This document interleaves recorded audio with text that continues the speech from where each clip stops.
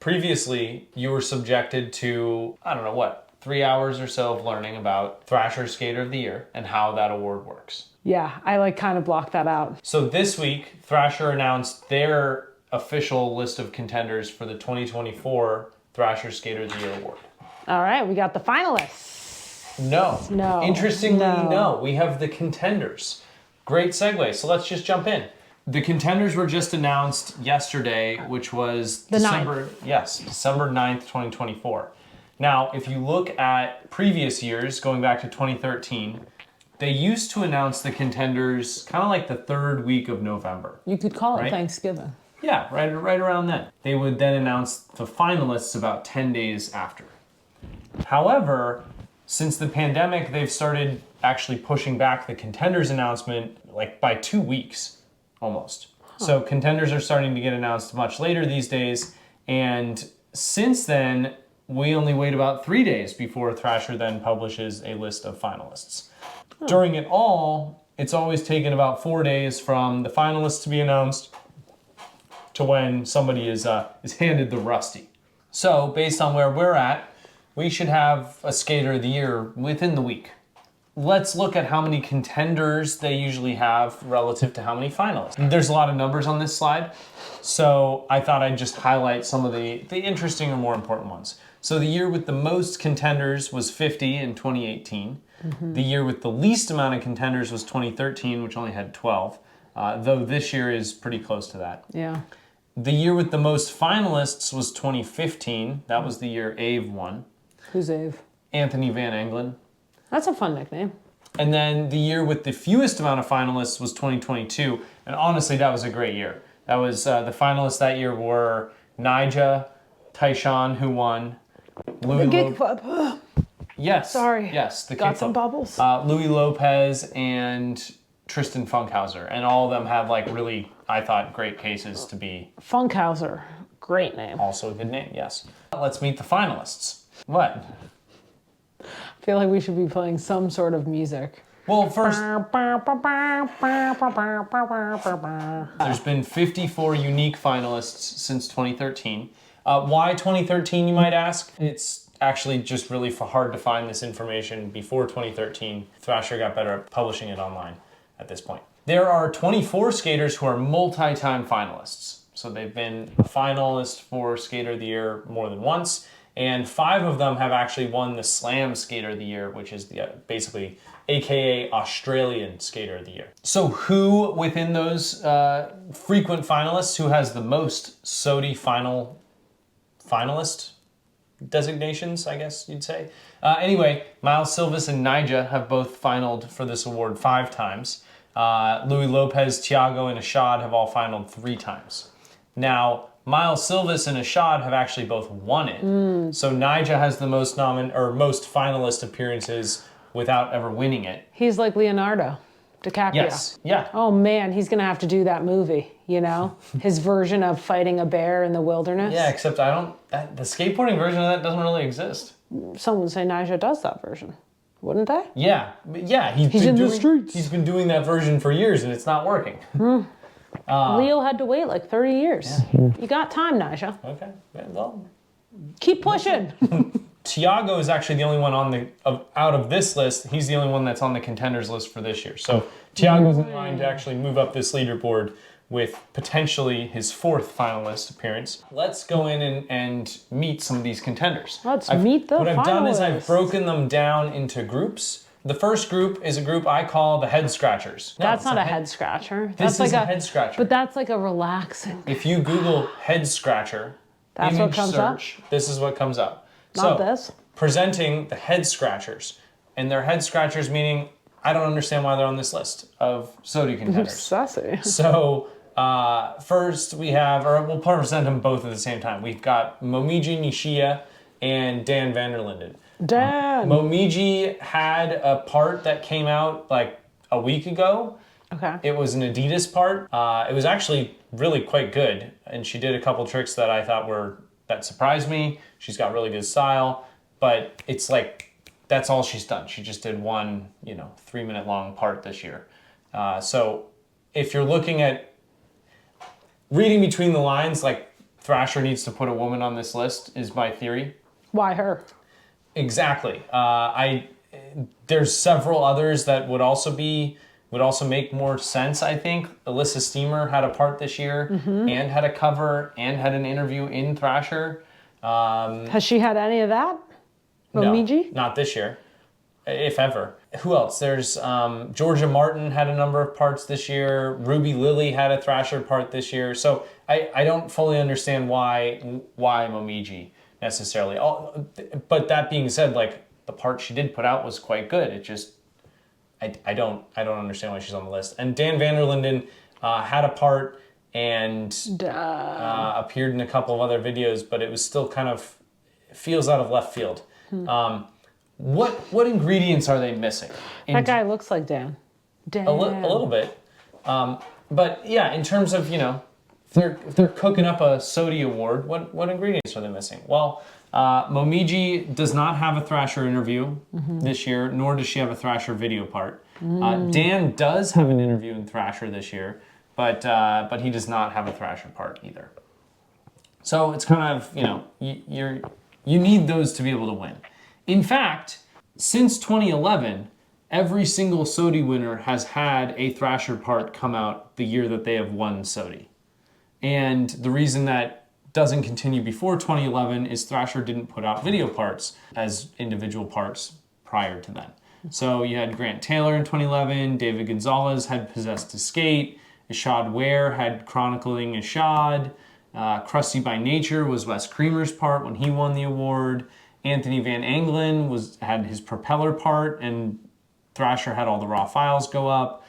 No Other Way was a Vans video that Thrasher posted when Kyle Walker won. Jamie Foy is kind of an asterisk to this. In the year he won in 2017, he had a bunch of clips in the Am Scramble, and he also had a ton of clips in King of the Road, which came out that year. What's Am Scramble? Am Scramble was a trip that they'd take a bunch of AMs on and make a montage. So it's a bunch of like... It's like King of the Hill. No, it's a bunch of people who are going to become pro next. And so they take them all on a trip. They ride for all different companies. It's kind of like the Who's Hot crew that aren't pro skaters yet. They take them on a trip, and everybody's, relatively young and very, very hungry for opportunity. And so the videos used to be really good. And Jamie Foy went on it that year. But he didn't actually put out his own Jamie Foy Thrasher part, but he had so much footage in these, I would kind of count it. Tyshawn Jones had a part the first year he won in 2018. Milton Martinez had a part. Mason Silva had a Thrasher part. Mark Sushu had a ton of Thrasher parts in 2021. Tyshawn Jones had another Thrasher part the second year he won. And then last year, Miles Silvas had an Adidas part that went out through Thrasher.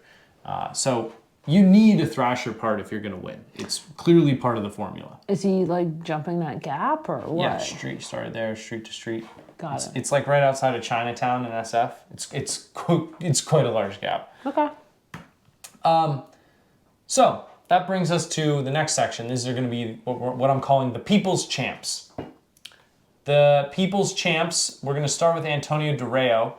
It feels like he's on this list of contenders because Thrasher's kind of listening to what the people want, and the people really like these three that we're gonna put up here. Okay.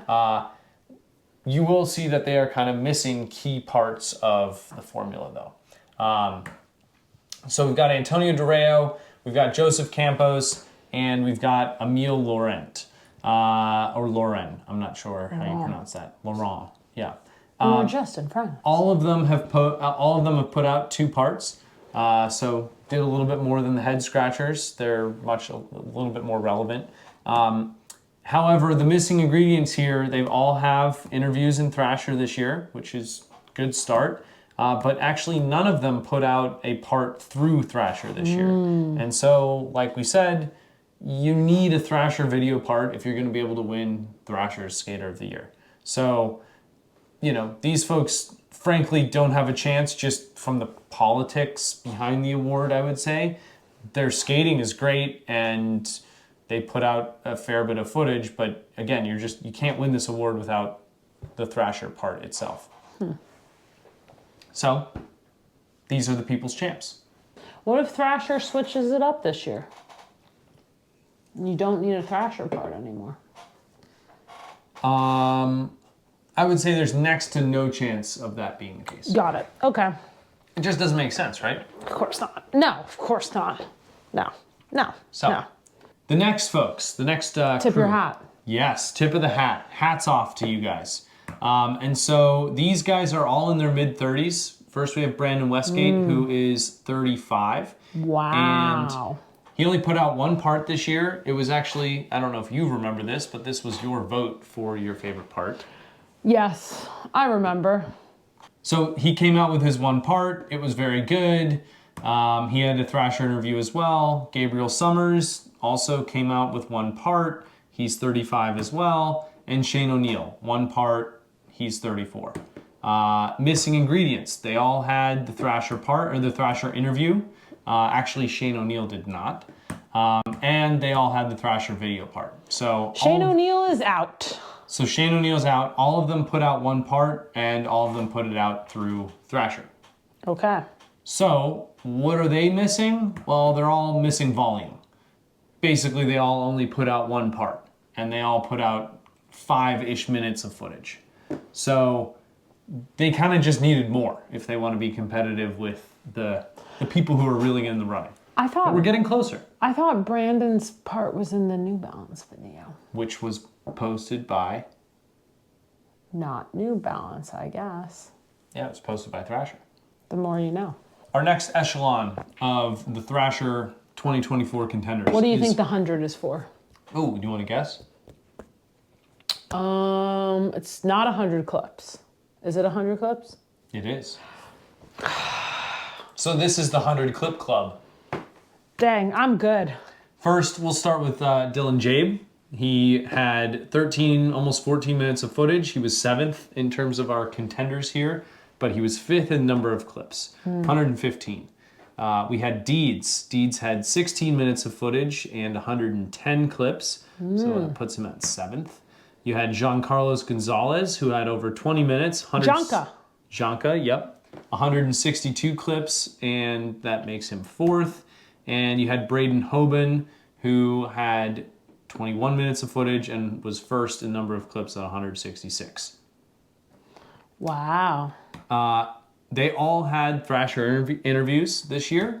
They all had Thrasher parts this year. In fact, 3 of them had 2 Thrasher parts this year. So bonus points for everyone but Dylan Jaeb. And the thing that they're all missing is none of them have the Thrasher cover. And the Thrasher cover, it turns out, is another important piece of the formula of who's going to win SOTY. Because since 2009, every single SOTY has had a Thrasher cover the year that they won. There are 2 exceptions. One is going to be Mark Suchu. Could you, pause and go back? Stop. One more.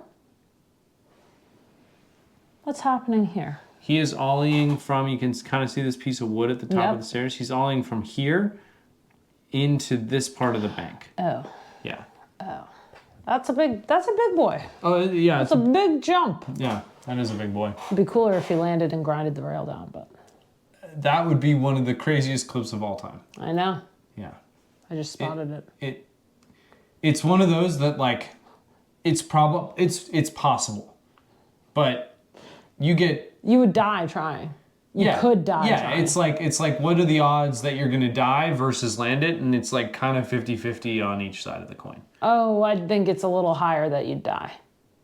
I don't know. It wouldn't be like, for somebody who's good enough to try it, it is technically not a terribly hard thing. You go fast, you do an ollie, and you grind. But it would be terrifying and just extraordinarily high stakes. Yeah. The shadows look really nice on this. Yeah, it's a nice photo. All right, continue. So, there are 2, there's a couple exceptions. So everybody, since 2009, every SOTY has had a cover of Thrasher in the year that they won. There are 3 of them who actually were Kyle Walker, this one, Jamie Foy, and Tyshawn Jones, all had the January cover of the next calendar year. So they, like, this came out in January 2019, but he won SOTY 2018. But like the cover was already planned. The cover comes out, like Thrasher publishes their magazines like I hate that. 2 months early. I hate that. So these covers came out in like November during SOTY season. Like, for example, I have the January 2025 Thrasher issue already. Yeah, I don't like that. Other magazines do it too. A lot of magazines I think do it it's too. stupid, and they've screwed the pooch on it, honestly. It's because if you're in a store and you see a magazine that like has a later date, you're probably not going to buy it. Would be my guess. What do you mean a later date? So, these are later dates. Right, but if it's December and I'm standing in a store and I see a magazine that says November 2024 on it, I'm probably not going to buy that because I think of it as old. Right. Whereas if I ship, so I should ship my magazines with a front date on them almost, so that they stay relevant in a store for a lot longer. It increases the shelf life. No, I get that. I just think it shouldn't be so much lead time. I hear you, but we're not going to solve. That's not the topic we're talking about today. We're not going to solve this right now. So I put an asterisk on those three because technically it came out the next year, but it would have come out before they won SOTY for Yeah. And then the other two that did not have a cover the year that they won, one was Mark Suchu in 2021. He didn't have a cover that year, but he did give Thrasher 4 parts, so I guess that kind of makes up for it.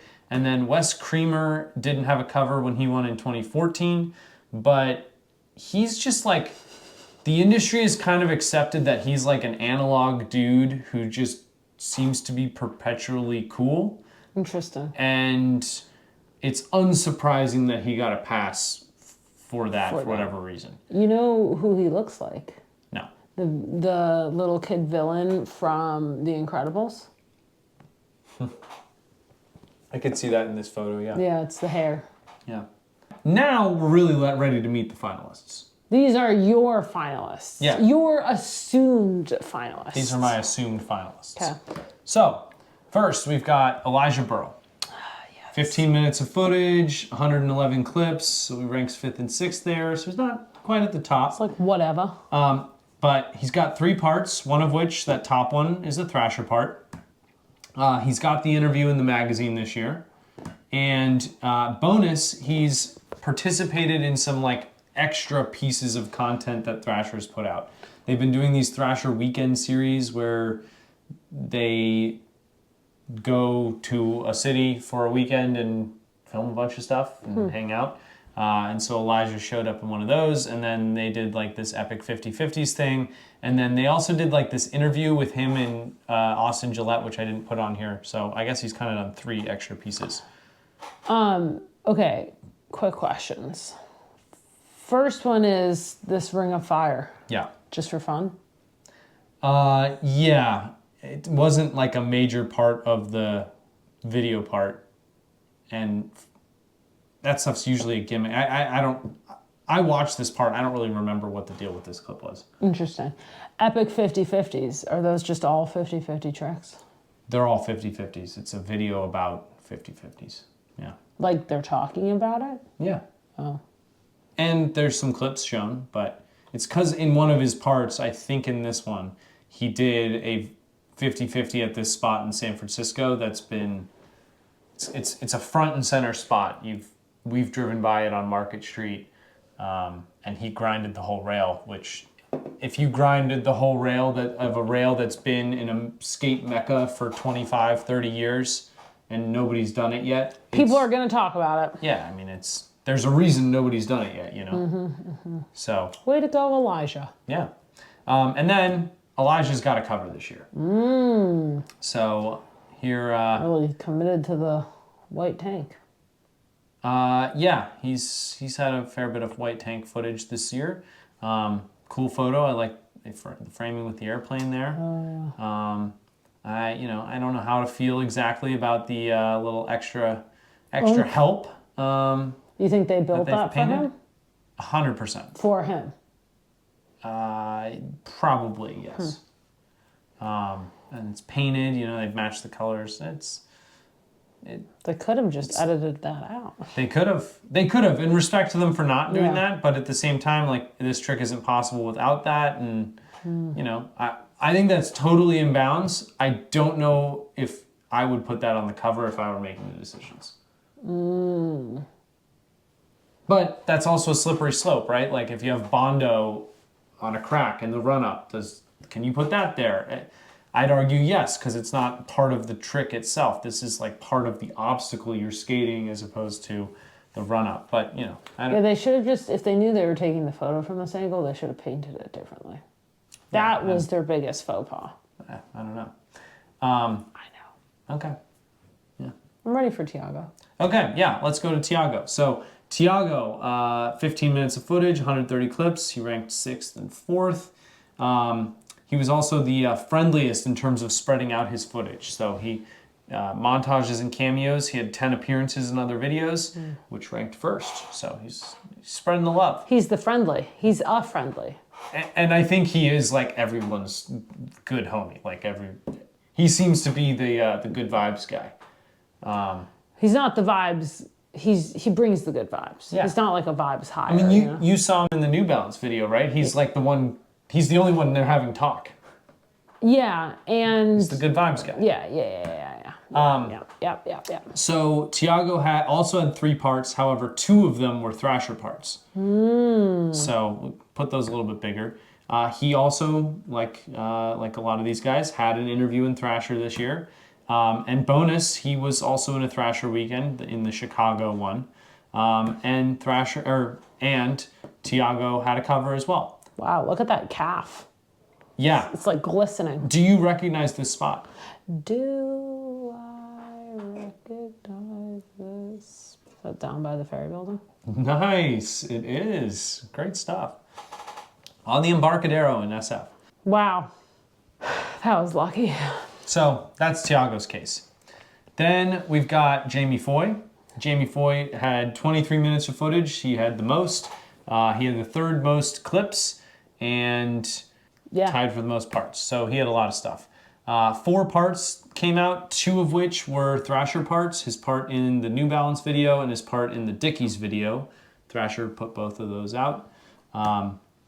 He similarly had an interview in the magazine, and he had a ton of bonus Thrasher stuff. He had an Out There, which is kind of like a mini documentary where they follow him around. He had a Thrasher weekend. It's the same one as Tiago. Same one as Tiago, and then he had a cold call, which I don't really understand what the cold calls are supposed to be. It's kind of like they follow him around for a specific time similar to the Out There, but it's maybe less involved. I don't really, it's not clear to me what the difference is, but he did that too. So he's appearing in a lot of Thrasher content. Do you think Jamie and Tiago are like best buds? Or they're both just good? I would imagine they're pretty good friends, yeah. I mean, they've certainly traveled a lot together. Clearly, in this alone. What are the Thrasher interviews about? Stumped you. I'm trying to figure out, I'm trying to decide how to answer. There's not a good way of saying it. They're often not about much. It's like all of them seem to start with catching up with Jamie. Yeah, all of them seem to start with, "Hey man, how's it going? What have you been up to? You've been working on all these projects lately. How's that been? What's it been like doing your move to California? What projects do you have coming up? What do you like? What's your routine on the road?" Wow, it's a low effort production. I wouldn't say that. I would say the interviews, they're not really hard or heavy hitting. For it being something that is a qualifier for being SOTY, if you're a SOTY contestant, finalist, whatever, it's not a big deal. You just hop on the phone and answer 3 really basic questions that you answer at every holiday. I just for all these things to be SOTY, you have to have a part produced by Thrasher, you need the magazine, and then it's also just hop on the phone with a guy real quick. That's low effort. I see what you're saying. You're talking a little bit more low effort from the skater. And Thrasher for making it be a thing. But I get why Thrasher does it, because it's we did an interview with Jamie Foy and everyone's I'll buy this, but it's man, disappointing. So the big thing that you're discounting is if you're going to have an interview and like the interviews that I'm counting are going to be at least 5-6 pages off. Like Jamie's was probably double or triple that. Wow, that's a lot of real estate. Well, and so you need to shoot all the photos for the interview. Oh. And so that means going out with a photographer, and it is usually a specific photographer who's doing the piece for Thrasher, and then you need to do the trick. And if you get a good photo but you don't land the trick, then you need to go back to land the trick so that you can use the photo, or else you have to drag that photographer to a different spot. And so that is the aspect where, yeah, like there's, it is work, and it is something you have to do as a professional skater to get in the right positions. Interesting. And I think, like, if Thrasher's going to be, hey, we want to do an interview with you, Jamie, are you down to shoot it? They need to have some confidence in him that he can go out and get 10 different photos of tricks in a timely-ish manner. Period. Yeah. So, yeah, it's not a zero effort thing. But all right, well, the reading, yes, the Q&A itself, it's not the most stimulating read, generally speaking. Here's what I would like to know. I have read Jamie's interview. I don't remember it specifically, but I'm painting with a broad brush. I would say Thrasher interviews are often not the most mentally stimulating read. If there was one Thrasher interview that I should read, which would it be? Feel free to answer. Yeah. Yeah, crowdsource that one, because I, off the top of my head, don't know. Okay. And how far back do we have magazines till? In the basement, there's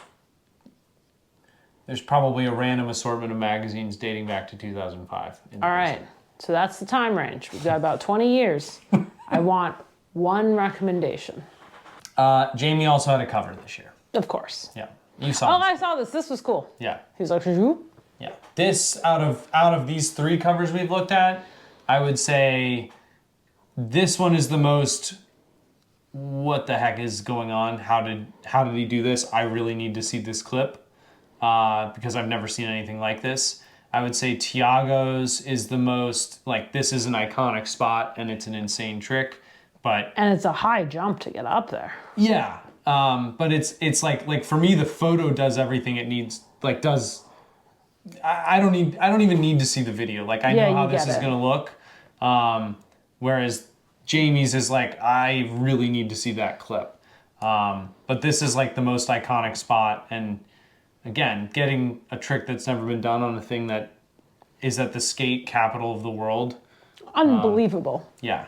And then, like we said about Elijah's, it's a crazy trick. I think I don't know exactly where this is, but I do think it's somewhere that gets skated often, and the fact that nobody's touched the top of that wall means it is probably a lot crazier than it looks. I just have a tough time with the quick created little boost there.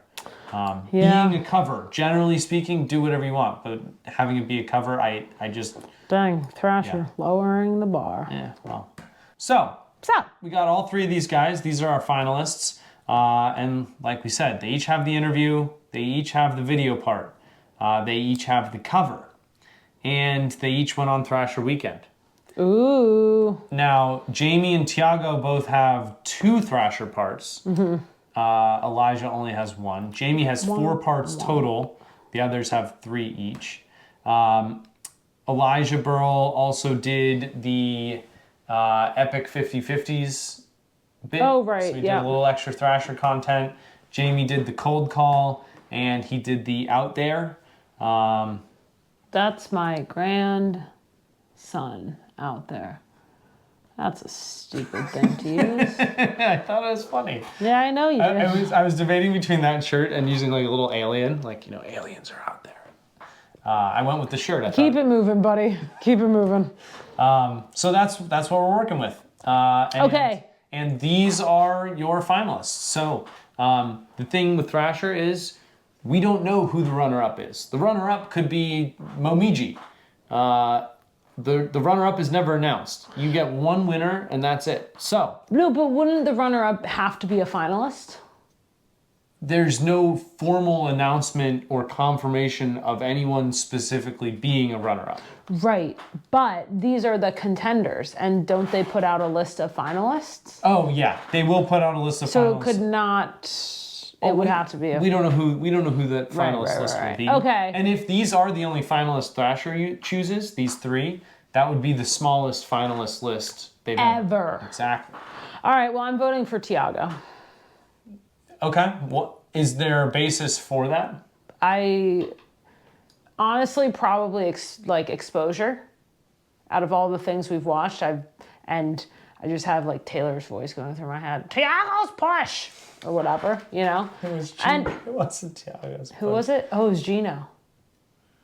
Cut that out. You're not going to. Anyway, Tiago, look at what a cutie. Just having a good time. Yeah. Jamie will probably get it. That's what everyone keeps saying. Yeah. It's all the buzz. I think that is the buzz. Well. That's it? Yeah. Do you want to recap what you learned about the award and the winners of it? I learned that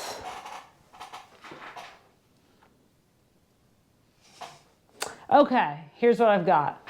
To win SOTY, you need to have a cover the year of SOTY, unless it comes out, it should be coming out the year of SOTY. Yeah. You will then be forced to make a new cover. Mm-hmm. You need to have a sit-down interview that requires some skill that is photographed, albeit it sounds like not very hard conversation. You need a Thrasher published part. They don't need to do anything other than publish it.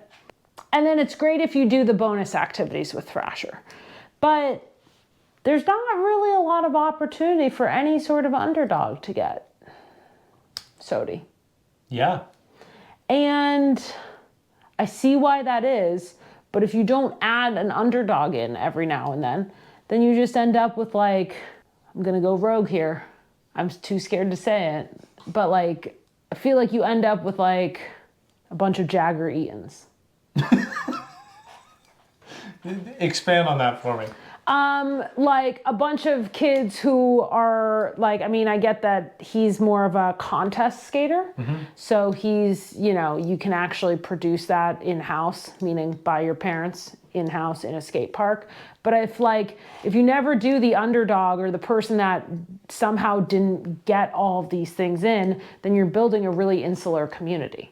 And so the only way to be a SOTY is by a Thrasher produced SOTY, which quite frankly may not actually be the best skater.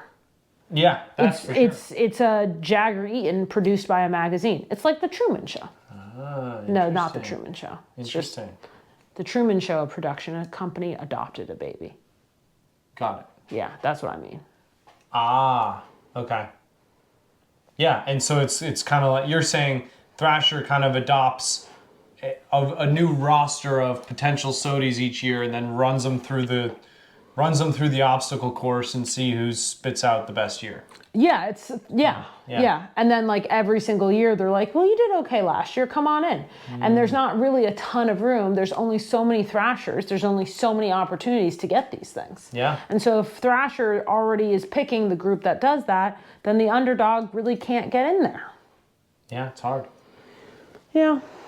And that also. But that's showbiz, baby. Well, it's also skateboarding culture in a way. Like, you know, skateboarding has never been, making it in skateboarding has never been about explicitly how good you are. It's generally always been an amalgamation of factors. How cool you are, how marketable you are, how much other people want to be sitting in a van with you for hours on end, or hanging around at spots with you, or having a meal with you. And there's plenty of skaters who are really, really good, who are probably absolute put your head through a wall to hang out with, and they're never going to make it because no one wants to hang. No photographer is going to want to sit around long enough to film a 10-page interview or shoot a 10-page interview with you because you suck, you know, as a human being. Yeah, you're annoying to hang out with. Yeah. And so, yap. So there's some people who can overcome that with extreme skill, but again, they usually don't make it quite this far. Well, it's fun. Yeah. Okay, well, keep an eye out because I would say within the next Someone's going to be knocking on Jamie Foy's door. yeah, 5 to 7 days from now. It's gonna Seriously, what is it? Is it like when like Bob Barker used to come to your house with a huge check? Aren't you glad you started immersing yourself in the skateboard world? Are we going to do another one of these when they announce the finalists? No, I'm done with. I'm so done with SOTY this year. Yeah, we're so done with SOTY. Ugh.